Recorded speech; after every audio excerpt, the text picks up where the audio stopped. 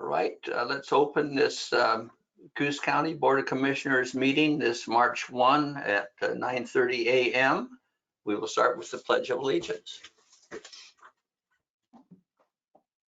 pledge allegiance to the flag of the United States of America and to the republic for which it stands, one nation, under God, indivisible, with liberty and justice for all.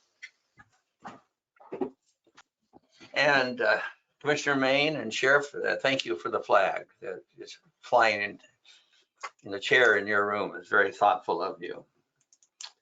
Okay, so the first item on our agenda this morning is reports from department heads. First is an update from the local alcohol and drug planning committee. Ross, are you going to handle that? Yes, sir. I'm going to talk about that. You're on. All right. Well, thank you for inviting me again this morning. Again, my name is Ross Acker. I'm one of the directors at Advanced Health. I've been working in this community as a counselor for over a decade now, and currently the chair of this committee, the Alcohol and Drug Planning Committee. And I just wanted to give you a brief update about our activities. The membership is growing. We probably will reach a maximum membership of 17. It's been a slow build, due to the pandemic effect. But I will tell you that most of our sectors are now represented, including Coos Bay Police Department. Daryl Babb is a standing committee member, and now I also have Kara Hoods, who's the Behavioral Health Director at Advanced Health. She's also has joined us. And the new Chief Medical Officer at Barry Hospital is interested in becoming part of this committee. So just to let everybody know, we are reviewing currently the services, alcohol and drug services that are provided in Coos County, and also trying to figure out what the current community needs are. So we're doing a comprehensive review of our alcohol and drug network, and then also looking to promote and encourage any kind of community initiatives. One of those is the BURN Behavioral Health Resource Network funding that currently has been reviewed by the Oregon Health Authority. And I know our committee is going to want to hear from our local partners who have applied for this additional funding and the impact it could have locally. I will tell you that due to the pandemic effect, there has been quite a substantial reduction of staffing levels in our community to provide alcohol and drug services. So that is a major concern of the committee, as well as trying to refocus our efforts to provide access to our community members who struggle with alcohol and drug issues. So I just want to let the commissioners know that we are meeting. There is a slow build in membership. We are discussing these issues every other month, and we would like to invite you to our committee meeting maybe sometime in the early fall. I want us to be prepared in full before we invite you in for additional discussion. Ross, thank you so much for the report, and thank you also for your dedication to this cause. You've been stellar in advocating for better treatment for our alcohol and drug users, I guess. So thanks again. And with that, if you were done, I don't want to rush you. No, I'm done. I just wanted to give you a brief update. That's all. And we'll go on to 2B, request award of a contract for pre-commercial thinning, Forestry Department. Lance, are you? I'm here. Can you hear me? Okay, good. Okay, Lance Morgan, Coos County Forestry Department. Quotes were solicited for pre-commercial thinning of approximately 236 acres of county forest land. IB Reforestation LLC submitted a low quote of $173 per acre. See results attached. Mr. Chair, move to award contract PCT-1-21 to IB Reforestation LLC at the quoted rate of $173 an acre. Second. We have a motion and a second. Any discussion? Those in favor, please say aye. Aye. Aye. Aye. Those opposed. Motion approved. Lance, how's this compared to last year's rate? You know? I don't, no, I don't right off. It's, it's quite a bit lower than our other bids, which is good for us. It seemed like it's up a bit, but I'm expecting a raise with the current fuel prices and everything else for the next coming year. Okay, well, thanks, Lance. Let's move on to item Right, thanks. 2C. Request approval of an IGA with DLCD and authorized chair to sign. Planning. Jill, are you? We don't either. Melissa, can you handle this? Sure, happy to cover this one. I've been attending the meetings too. A lot of the cities are doing their own housing needs analysis right now because they received grants from DLCD, and that's most of the smaller cities. Coos Bay has recently updated theirs. If you remember, Coos County did a housing needs analysis. What we're looking at now is doing a housing needs analysis, and I just saw Jill join, so she might want to fill in too. Is doing a housing needs analysis to determine what the needs are between the two counties outside of necessarily what the cities are covering. This funding is being paid directly from DLCD to Eco Northwest to do the analysis. The intergovernmental agreement is to allow planning staff to participate in the effort to look at the housing on a larger scale and update ordinances and plans. This is more basically workforce type issues, which we know flow between the two counties, as well as other types of housing. Jill? Sorry about that. Can you hear me now? Surely. Yeah. I was having some sort of computer technical issue. So, yeah, so the intergovernmental agreement basically just allows staff to participate.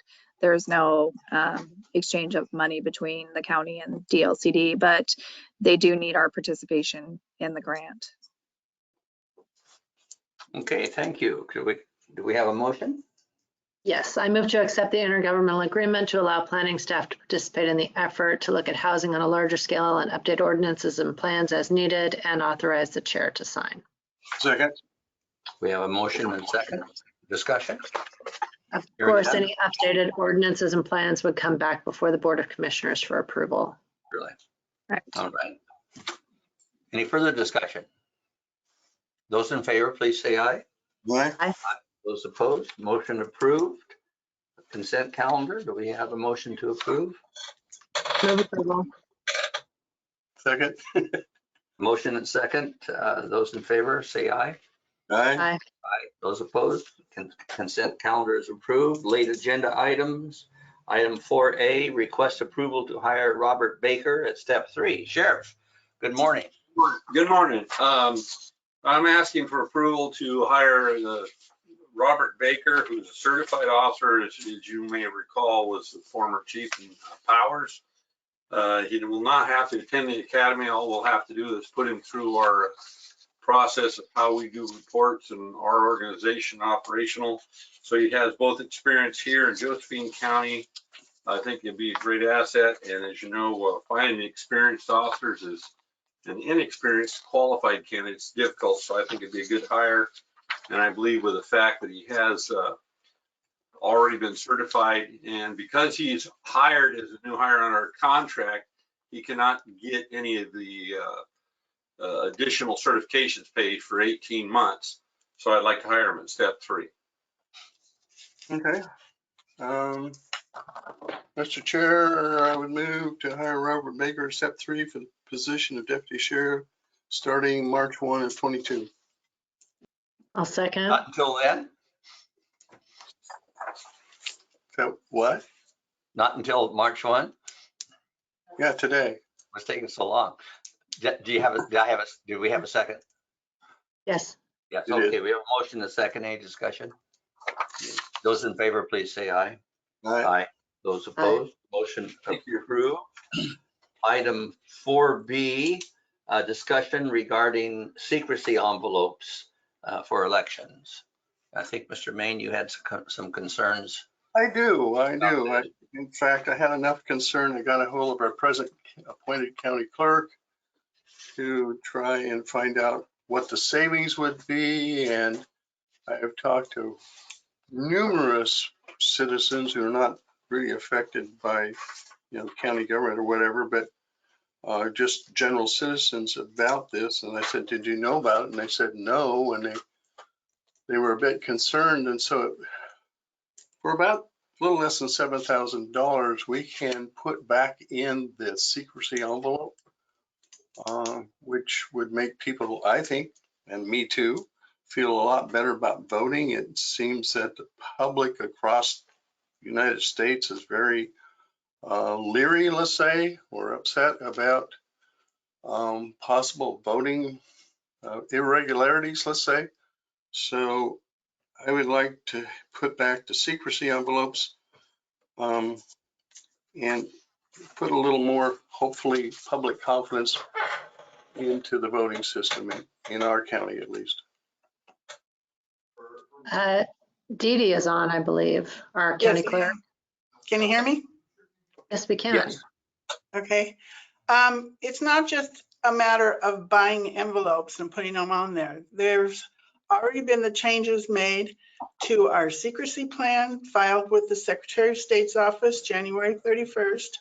It's changed our regular return envelopes to have the secrecy weave inside, plus have the message on it that there's no longer a secrecy envelope inside. There is no problem with the way they're processed. They're processed the same. It would save one board person. We would only need 2 people at a board rather than 3. And so it isn't just a matter of buying secrecy envelopes. It's a lot more involved than that. I didn't Huh? say that. What I got was a letter, an email from you stating what the cost would be Right, the last week. right. So it says envelopes for 50,000 envelopes, $2,500, extra board worker, $768, and new return envelopes of $37,0164. And that's a little less than $7,000 total. Right, but right now we are already set up for doing it this new way. Multiple counties around the state are doing it that way. There is no problem with the secrecy of your ballot. I don't see any reason to make that change. So I put my marked ballot in the envelope, sign the outside of it, and put it in the mailbox, or put postage on it and send it in. So when it's opened, immediately you can pull out my ballot, correct? That's not the way it works, though. We don't just open it and immediately pull out your ballot. It goes to a board of 2 people at a table. One person takes the ballot out and passes it to the other person. And then they make 2 piles of one of envelopes and one of ballots, and they have to match. There has to be the same amount of both. And it's a process that's gone on for years. And So the envelope has my signature on the outside of it when that ballot is pulled out, correct? correct. So even if the ballot's not unfolded, you can still see parts of it. But they don't have time to stop and look at it. They're just passing it That does on. not give me a whole lot of confidence, actually. I don't know why, Bob, because it's a secrecy. It's a process that has been going on for a long time.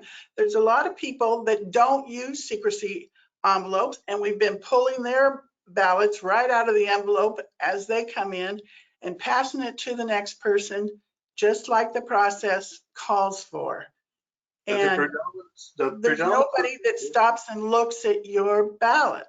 Hang on a minute, though. The predominance of people in the past voting had a secrecy envelope with no identification on it other than it was county clerk stuff. So then it was put in a pile and opened separate from the signed ballot or signed envelope on the outside. They're all sitting at the same table. The person that pulled out that secrecy envelope passes it to the person next to them. That person pulls out the envelope from the secrecy envelope and passes it to the person who stacks the ballots. So they're all right there together. It's not a big difference. Well, it seems like a difference to me. Katie, if you could just back up a little bit. Mhm. As Commissioner Main commented, we used to always have secrecy envelopes. They were included in the ballot, right? And then you were free to use it or not. Is Right. that correct? So, Correct. So what has changed? I believe that Debbie made this application to the Secretary of State's office purely for a money saving idea. Because like I said, a lot of the counties are going to this now. It does save money and it does save personnel when it's hard to find people to come and work for the boards. Okay. So that's helpful. So the previous clerk, Debbie Heller, proposed to the Secretary of State that we stop using secrecy envelopes. Yes. And the Secretary of State's office approved that. Approved it, yes. And then you had to put together a new security plan.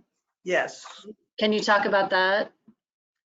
Well, only that is included in the security plan, how we process all the ballots. Right. I assume that the security plan, yeah, is not meant for public Right. disclosure, but so the clerk's office puts together a security plan and you send that to the Secretary of State. Mm-hmm. And then they either approve it or they tell you that you have to do something different. Yes. And then based on that do you have to do a new one every year or only when it changes? No, every year. Okay. And then that governs the elections for that year? Yes. And if you do make any change during that time period, you have to file a new security plan within 24 hours of your change.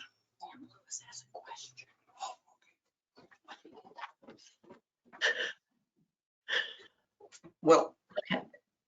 And Dee Dee, so, listen, John, at some point in time, someone will be removing the ballot from the envelope, whether that envelope be the outside envelope or whether that envelope be the security envelope. So I'm trying, I guess Bob, I have to question your concern. Still, someone's going to be handling a blank, a ballot without an envelope at some point in time, either system. So I'm missing on why Well, it that's goes from a our signed, problem one way and not the other way. I got that. I see a signed envelope, then it's opened by the second person, the secrecy, or it's opened. Then the second person takes the secrecy envelope out and hands it to a third person. So, and I assume all of those are put into a, let's say, file or whatever, or a tray. And at some point, those secrecy envelopes, when the outside envelopes are no longer near, are then opened. No, they're all done at the same time. Well, that's another problem as far as I'm concerned. Well, it's been done that way for years, Bob. If you can come and watch us do it. Well, I actually didn't know that that was going on, so that bothers me also, because it's not really secret then. It is, Bob. Nobody is stopping and looking at the ballots. They're working. They're doing their job. They're people of different parties. There's not one party sitting at a table. They're doing their work that they have to do, and they need to do it in a swift manner. There's also a floor person that helps them out and walks around and is watching them do their job. It's not as if somebody's just taking out and examining your ballot once you take it out of the envelope. And so if do people we are not have concerned, observers there? Pardon? Do we not have observers there as well to watch the Yes, process? we do. On election day usually is when the observers are there. I see. They could be there anytime though, could they not? They could, yes. I believe Commissioner Pam Main is has not had up a for question. election. Pam, you want to ask her question? Yes, I do. So I'm hoping I've got everything turned on correctly. We hear you. Thank you. In brief, we take away the secrecy envelope. My return address etc., is on that outside envelope. And so now there is an opportunity, a smelling of an opportunity, that someone could check my vote against my address. With a secrecy envelope, they take it away from my address envelope, set it aside, and then pull that ballot out of that secrecy envelope. There is less ability for anybody to inadvertently see how I voted. My personal vote should be protected to the utmost, in my opinion, regarding this particular issue. Oh, okay. I'm sorry. Is that Who's more, this is that talking? more clear about the concerns that we have as public citizens? Yes, I understand your concern, but I do feel that it is unwarranted. I don't. Well, you could come and watch the procedure and you would see. Well, I can't, but I can send someone.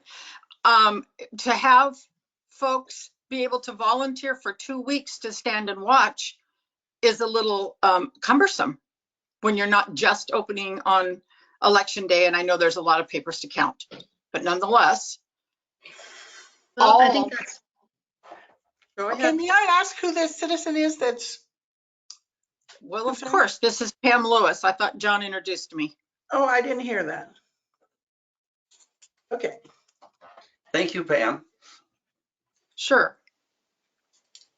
I do find it reassuring that this plan does get reviewed by the Secretary of State and the Elections Office at the Secretary of State, that they have signed off on this. The Secretary of State has been discussing this issue for a while, and I understand your concerns, Commissioner Main, but I was just thinking you're not up for election this year, and this is a unique opportunity for you to go be an election watcher, and you could put some of your concerns to rest and answer concerns of your constituents. But I do vote. Yes, Yeah. you're still allowed to be an election watcher even if you vote. I understand that, but it's my vote that's being opened up, and that bothers me. So I would propose we go back to the secrecy envelope as a motion. I don't know that we have the authority to force the clerk to do that. She's appointed by us, not elected. She's still an independent office now that she's been appointed. I guess that would be a legal question for council. And we could bring it up next board meeting, but that's getting pretty short on time. It'd be mid-March and then April, and then the first, what is it, first or second Tuesday, the 8th would be the vote. Yes. I mean, there are very good reasons for the elected Board of Commissioners to not have the authority to tell the clerk what to do. I know. In this case, the three of us are all good and upstanding elected officials, and we wouldn't cross that line. But I think the independence of the clerk's office is not something that we necessarily want to trot on, because we're up for election. I At least guess two of them. in this case, the county clerk is not elected, though. It's an elected role. Is appointed, yeah. It's an So election. I don't know if that holds true as appointed. They're still independent or not. I believe that the appointed elected official has the same power as an elected official. Well, that's your opinion. However, that's not the opinion of legal counsel. Right. hey, so this is Nathaniel. So just jumping in here. First off, I haven't looked at the particular issue of whether there's a difference between an appointed elected official in an elected office versus the powers of an elected official in an elected office. I'm not aware of anything that would make a distinction between those two, but I can look into it further. And I would say that, typically this would be a situation where certainly the board, would be able to say, we're willing to pay for the extra money, and we, should this be the board's decision, the board can say, hey, we encourage the incorporation of that extra envelope and we'll pay for it, and make that position known. But typically, as Commissioner Cribbins pointed out, with another elected official, the board wouldn't be able to say that it has to happen. Now, I can look further into the difference between appointed and non-appointed, but I'm not aware of anything that would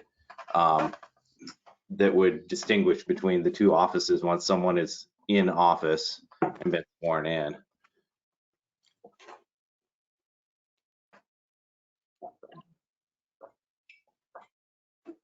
As I understand it, DD, your plan has been submitted to the Secretary of State for, Yes. and has been approved.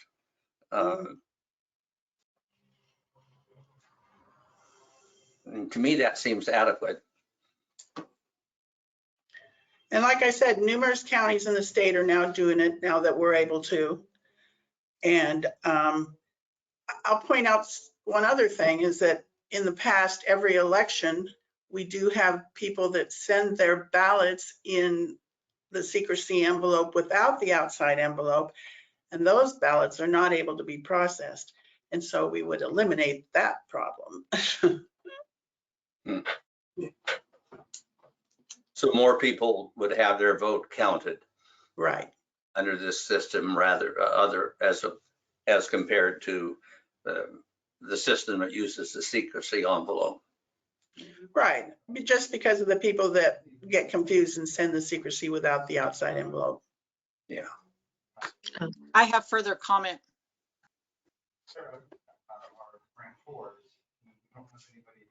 Pam has a comment. Pam, one more comment, then we need to decide on this. Yes, thank you. In the current culture of election difficulties and suspicion and unrest, it would seem to me that the two commissioners that are up for election would want the utmost of carefulness that they could provide in order to make sure that all legal votes are counted. At this time, this is causing quite a stir amongst your lay people, your constituents. I would say be really cautious, tread lightly. I think there's a problem here with your folks. I'd like to say that I have not heard from anyone complaining to the county clerk other than Bob. I would disagree with you. In terms of complaints, I don't know who's been in your office. I haven't received any even by email.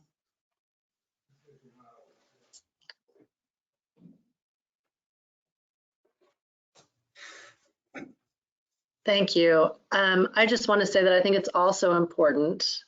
Election security is important, and that's why we hire a county clerk who understands election, or why a county clerk gets elected, why our county citizens hire a county clerk who actually understands election law and works with the Secretary of State's office to administer election law. As the Board of Commissioners, our scope extends to whether or not we include things in the budget. If the clerk is asking for funds to put in envelopes, then I am more than happy to provide that funding.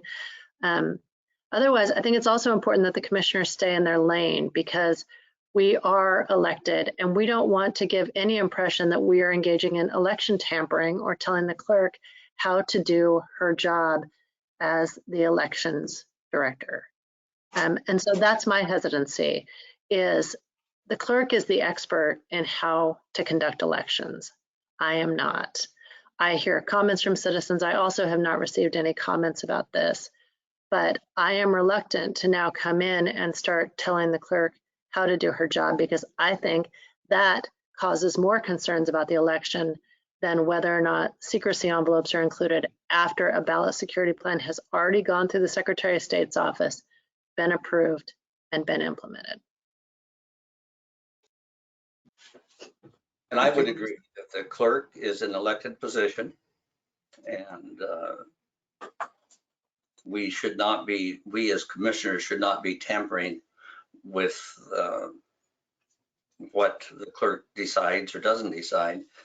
I would like, however, for our county council to review whether there is a difference between an elected clerk and an appointed clerk in the regard I just discussed, and to report back to us at our next Board of Commissioners meeting. That seems reasonable. So with that, John, I'll do so. I suggest we table this discussion until the next Commissioners meeting and move on to citizen comments.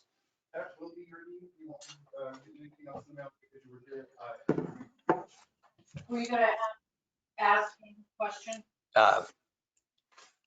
Pam, yes. Ross, are you still on here? If so, Pam Conley would like to know where your meetings are held and how the public can attend. I can get her contact information and give that to you, or if you're here still, I could, you could just tell her now. I'm here. She can just email me. And just want to give you my email address, or how do you want to do Yeah, this? why don't you give that?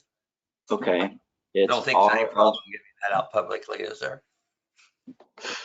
It's your work address? my work address. Yeah. Yeah, not your private. It's just ross.acker@advancedhealth.com. And really quick, John, or Commissioner Sweet, I wanted to thank Ross for attending and for the invitation and let you know that I think we would all be happy to attend your meeting in the fall when you're Okay. ready to have us there. Sounds great. Thank you. That sounds good. And Pam Conley, did you get that address?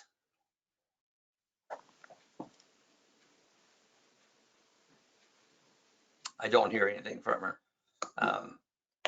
We'll get it to her somehow or another. Thanks, Ross. Thank you. Pam Lewis, public comment. Yes, curious to the decision for public meetings with the BOC once we had hit March 12th and there is no public masking mandate in place, etc. What is the decision for you guys? I'm tired of Zoom. We've not discussed that yet, Pam. I suspect we would open up, but that needs to be a decision that we join with public health in making because it would pertain to all of the county and as well as the other two commissioners. Well, in addition to that, the meeting room is under construction. Mhm. We That's a good point. It We may don't have not be ready yet. That's the bigger issue. Yeah, that's the bigger issue. We're having to. Is there not, We're having to. is there not another do our meeting feasible? room plan in order to comply with the new regulations pertaining to meetings that have to be available both in person and virtually. And our room was not really set up for having meetings. Our boardroom is not set up for having meetings virtually.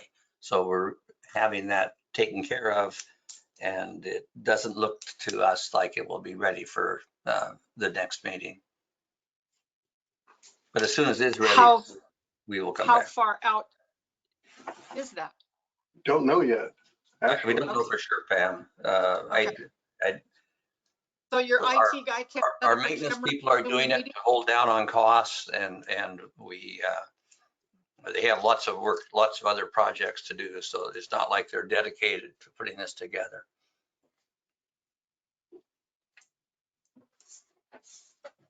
Well, I'm not sure I'm satisfied with your answer, but I hear it. Okay, thank you. You can come over and see it anytime you like. We'd love to show you what's going on. Thank you. Who has a question? Dean Martin. Oh, Dean? Do you have a comment or a question?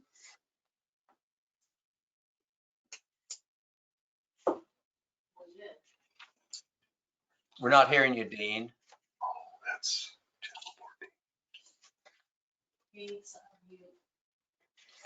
apparently he's muted, Chair. Okay. Well, let's move on then to commissioners' reports. Mr. Chair, did you have a late you wanted to talk Oh, about? I'm sorry. I beg your pardon. Thank you for reminding me of that. Yes, we have a late agenda item relating to it's a declaration of cooperation for the Oregon Coast Trail South Coast segment. The county has been asked to be a cooperator in regard to the trail. It's not a binding commitment, but the county has put a good deal of work into this. Commissioner Cribbins was the convener for the South Coast segment team, and I was involved with one part of the trail in that area of the coast. And we're being asked to sign this declaration of cooperation, and I would think we should do that. If the Oregon Coast Trail could be completed,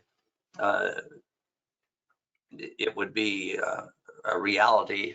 Right now, it's just kind of a rumor that there's a trail that follows the Oregon coast, and people that come to Oregon to hike it have a hard time finding it. A lot of it's just along the highway, if that. And so this is, I think, a nice thing to do if we chose to cooperate with the completion of the trail in our part of the state. And I would take a motion to sign the declaration of cooperation. How about I move to add a late agenda item? Oh, I'm sorry. We should have done that first. A second on the late motion. Okay. Discussion on that.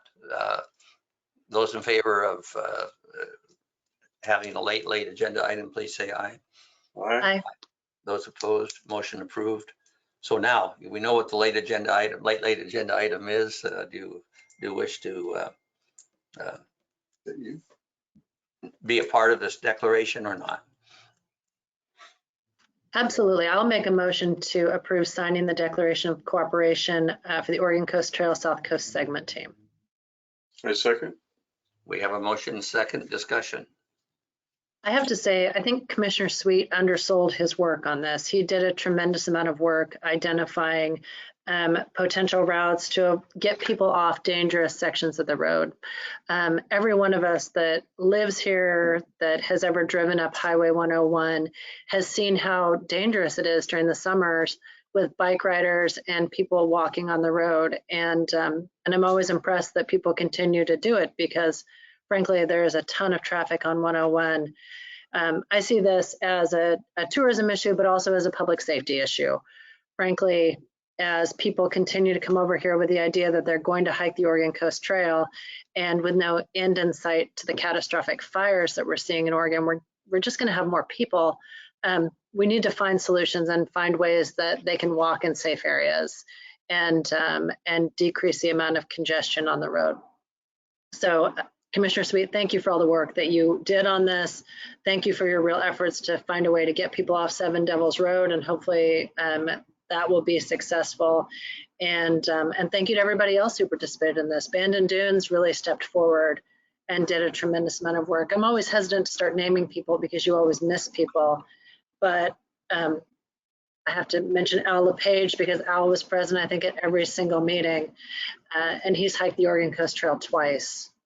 So just the amount of work that's gone on this is really, it's impressive to get to this point where we're at the Declaration of Cooperation, which ends our segment team work and hopefully moves us forward back to the state level. So I'm done. any further discussion? Those in favor of signing the Declaration of Cooperation for the Oregon Coast Trail South Coast segment team, say yes. Aye. Aye. Those opposed, nay. Motion passes. Thank you. And with that, let's move on to commissioner reports. I guess I could go first. I've got a big, long laundry list. We start budget tomorrow, bright and early. Last Friday was on 3 Zoom meetings. Fortunately, 2 of them were at the same time, so Commissioner Cribbins gracefully took one of them for me as the alternate. But the first one I attended was the ONC, Oregon's forest on the West Coast.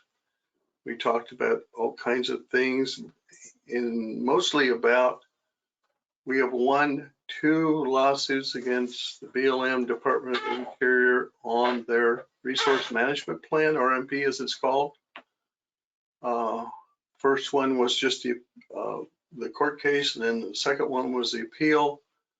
And so on the last day to appeal the appeal to the Federal Appeals Court, the Interior Department and some environmental groups filed an appeal on that. So we're waiting for a court date for the appeal on the Oregon or the Federal Court of Appeals.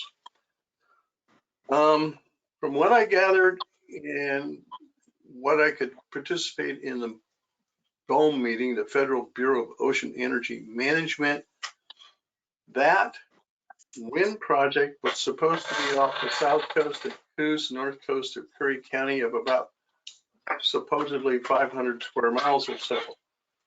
When they unveiled the slide presentation the day before the meeting, it turned out that they're going to have 3 segments totaling from Florence to the California border of 2,181 square miles. That disrupts the fishing fleet. That disrupts the commercial vessel traffic. It also disrupts the air traffic over them. And somehow that's supposed to be a wonderful thing for us in Coos County.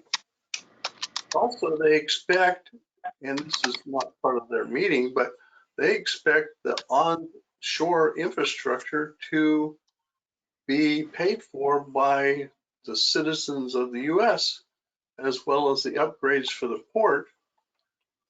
And they gave citizen comments 30 minutes to talk, and I believe, correct me if I'm wrong, Commissioner Cribbins, there was over 100 people wanted to comment, and they the first 30 were given a minute apiece. But they took an hour to introduce their panelist members from BOM and various federal agencies.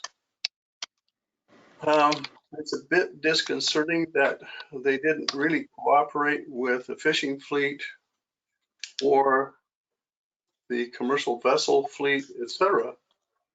Didn't appear to be anyway, because didn't hear any or didn't see any slides that where they had discussed this with those groups. So doesn't seem like a great deal for us on the coast to put fishermen out of business and make it really difficult for our commercial vessel business in the Port of Coos Bay, etc. It doesn't seem like a win for me. And I've maybe talked about this before. In Virginia and Rhode Island, the only 2 ocean wind farms that are in the United States, because of the great loss by investors in these alternate energy products or projects, the promoters went to the legislature of Virginia and Rhode Island and got something called feed-in tariff passed, which makes the ratepayers, you and I, on the hook to reimburse the investors if something goes wrong with a project. Let's say we have 40-foot seas and it wipes out half of those windmills, and we're talking this project's into billions of dollars. We all have to pay for that to make the investors whole. So I'm really concerned with that one. Moving on, I testified for improvements to the Charleston shipyard in front of Connect Oregon for a grant for them to fix the docks, which there aren't docks. It's old rotted piling and old rotted beams with no decking on them. And they have to go down this about a 6-foot wide walk down this vertical ladder to fishing vessels to work on their vessels. And the shipways is an old tawdry thing that's difficult to work with. And this shipyard produces some amazing products. The fishing vessels coming out of this shipyard are amazing. We had work groups with the county department heads. I participated in the Oregon Timber Coalition Counties discussion. I was on the FTLA's the Forest Trust Lands Committee discussion where the Department of Forestry, Oregon Department of Forestry, talked about their HCP plans where they want to lock up, I believe, about 60% of the county forest lands, which I don't agree with. It seems like these state and federal agencies just want to lock up everything and not produce any jobs at all. So I'm not happy with that. That's enough for my rant for today. Thank you. Thanks, Bob. Melissa? Sure. Last week seemed to be the week for virtual meetings. I'm also looking forward to meetings going back to being in person, but it is also nice to attend meetings in Portland without having to leave the office. I attended an all-day Energy Trust board meeting where I finished my 2-year term as president. And so now I'm past president, which isn't really a role there, which is great. And then we had an all-day workshop and new director orientation the following day. As Commissioner Main mentioned, I attended the BOM intergovernmental meeting as his alternate where they announced the call areas. When you look at the map, you'll see that the Coos Bay call area goes all the way up to Lane County. So it's really Lane, Douglas, Coos, and Curry that are being impacted by these potential areas. We were told that the call areas are just the first step. They will now narrow them down to the actual lease areas. But commercial viability is part of what they consider when they're doing that. I made comment at the beginning of the morning session commenting that, you know, much as Commissioner Main said, I don't know that it's fair that we take all of the impacts of offshore wind and have it potentially displace our current industries and not have any assurances of good paying jobs for our citizens. So this is something, obviously, I don't see this as the end. This is the beginning. Now that they've narrowed it down and we know that Coos County will be impacted, I think it's more important than ever that we as commissioners engage in the process and make sure that our concerns are being heard, because there's a real opportunity to stay quiet here and then have to come back and fight all the impacts at the end. So I'm glad that Commissioner Main has been attending the meetings. I'm glad he was able to attend it also on Friday. I think the more we are engaged in the process and the more that we're speaking up, the better. Also, I don't know that Commissioner Main mentioned it, but oral arguments on the Lynn County versus State Forestry Trust Land lawsuit were held last week in front of the Court of Appeals. The Court of Appeals heard those arguments. I don't know that we heard any questions that we really didn't expect to hear. I believe all 3 commissioners watched the oral arguments online. But we don't know how long it will take the Court of Appeals to decide. Assuming if they decide in the county's favor, the interest continues to accrue. So we had hoped that the state would be a little more aggressive about trying to settle this, and they haven't shown any interest. So that's just where that lawsuit is at, that the county commissioners have been following. We are still aggressively pursuing taking over building codes, and Jill Rolfe, our planning director, has really been the one who's been doing all the work on that. But the commissioners have approved moving forward with that, and part of it is we really believe that that's one of the biggest impediments to economic development and housing here in our area, is the fact that it takes 6 months to get a plan review for Coos County and 6 weeks to get it out of the city of Coos Bay. And that's simply because the state is running our building codes program and they don't place a priority on getting those plan reviews done. It can be, I've talked to a lot of people that were looking to build a home and have been incredibly frustrated by how long it takes to get those plans reviewed.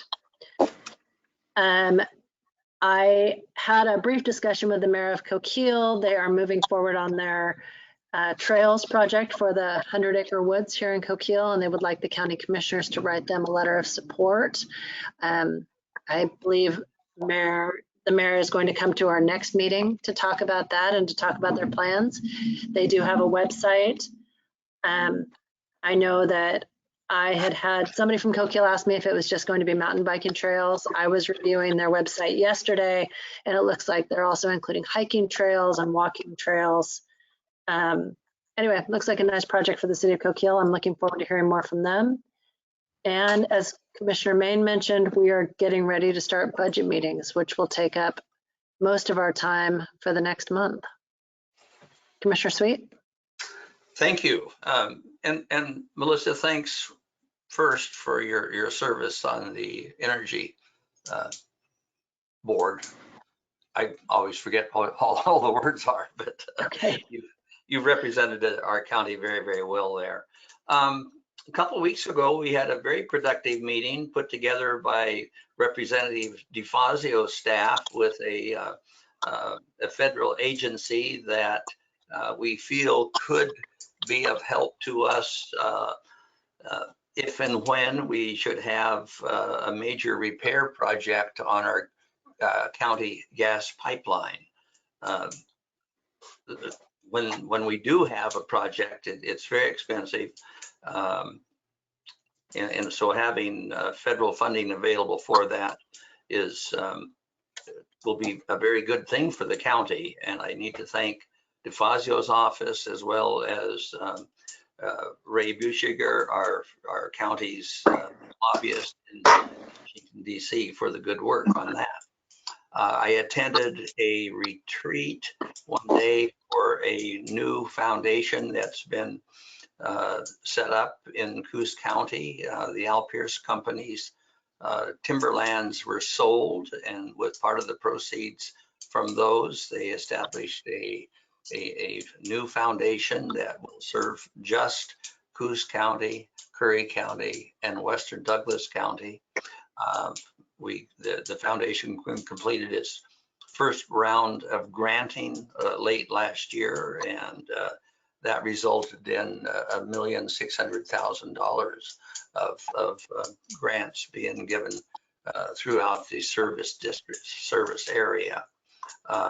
Things funded were a big grant to the city of North Bend for redoing the boiler in their pool. Grants for to help the schools with reading curriculum for their primary graders. And those are just a couple of examples. And it's sustainable. The money from which these grants will be funded is invested, and so hopefully this will be sustainable and something that will grow over time and continue to serve our county very, very well. I met with the County Forest Trust Lands Board and the Board of Forestry, discussing things like that Bob's already mentioned, the state's plan to curtail harvest on all but around 40–45% of these lands were deeded to the state by the counties, with the understanding that harvest and revenue generation would be the primary use of those lands. With about 2/3 of the proceeds in those harvests going to the counties and to the taxing districts in the counties. And the State Department of Forestry has chosen to emphasize areas other than harvest. So the revenues we had expected from these lands have not been generated. To give you an example, we have about 7,500 acres of these lands in our county. And over the last 9 years, I think it's generated less than $200,000 of revenue for the county. Compare that to our county forest, which is double the size, 15,000 acres, and it generates an average of about $3 million of profit a year to the county. So two completely different, and our forest is operated on a sustainable basis. So we're not robbing from the future. But it appears as though the Oregon Department of Forestry is depriving us of much needed revenues. We have an interesting offer relative to the Riley Ranch County Park. A contractor has been awarded the job of rebuilding the north jetty of Coos Bay. They anticipate it to be a 2 or 3 year project, and they will be bringing in 14 or 15 people to the county, and they will house those people in trailer homes for the duration of the reconstruction. And instead of renting trailer space, parking spaces for each of those 15 trailers, they are offering to prepare some of our county parks that are currently undeveloped into a usable campsite with parking pads for RVs and restroom facilities and everything you need. So we'll know more about that as time goes on, but it was a very generous offer. The Fair Board met on Tuesday of last week. I think we have a very energetic Fair Board. We've had a change in leadership. We've gone from one good leader to another. We're very fortunate, and we look forward to getting COVID behind us to the point that we can plan to have a fair for the summer. And I think the plans I've heard about it'll be very, very nice. I think that concludes my comments. I think Dean figured out his problem. Oh, okay. We have a citizen comment from Dean. Are you on the line now, Dean? Well, here's hoping. Can you hear me? You are. Hey, technical issues. Go figure. Hey, I have a couple of questions. One is that the meetings haven't been posted on the website for the month of February. And that's because you guys are virtual. That's the only way I can get them and upload them. Do you have any idea when that will happen? Bobby, can you address that? We'll have to ask Gareth. Okay. We'll get with IT, Dean. No problem. And the second one was the budget meetings. Are they going to be virtual or in person? Good question. I think at this point they're virtual. Okay. Oh, I'm wrong. Bobby says no, it's going to be in person. In person, but they're in the small conference room. Okay. Could you hear that, Dean? Yeah. It will be in person. It's a very small room that we will have available for it, so there'll be limited room in the meeting room. Okay. But they are public meetings and they are open. Thank you. Any further questions? Comments? No, that was it. Thank you. Thank you, commissioners. Meeting adjourned. Thank you, everyone. Commissioner Sweet, Yes, sir. I don't I think guess I we're know who unadjourned. the board chair for the fair is, for the Fair Board. Pardon me? Who is the new board chair for the Fair Board? I don't recall seeing that. Brad, and Brad was names. Okay, Barnett. Barnett. Okay, thank you very much. He's been a member of the Fair Board for some time. Yeah. He's I think going to do a good job. I know they'll do a good job. He's very interested in this, and we have good members of the board.